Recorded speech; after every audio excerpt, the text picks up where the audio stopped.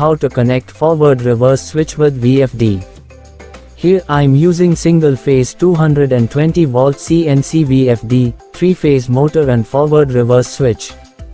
At first, we have to connect 220 volt input to VFD. For that I am using DP-MCB and a earth link.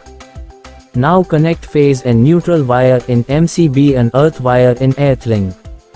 And then connect output of the MCB in VFD. Now connect VFD output in motor. Power wiring is completed.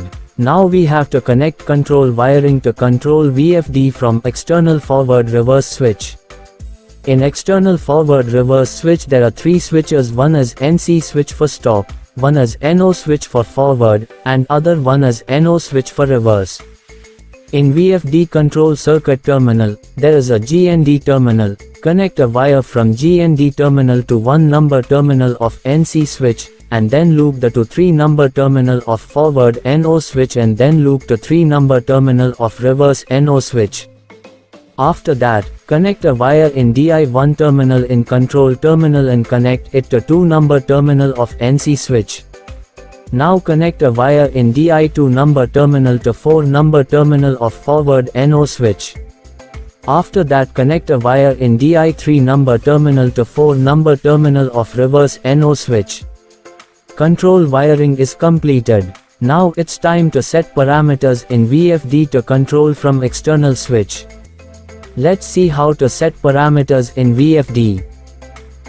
At first, press program switch in VFD and then go to P0, 0, 2 and select 1. Then click enter. After that go to P4, 0, 0, DI1 and select 3.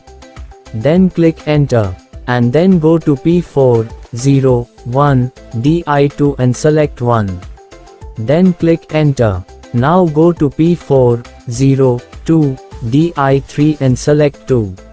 Then click enter. After that go to P4 to 11 and select 1. Then click enter. These are the parameters we have to set for external switch control.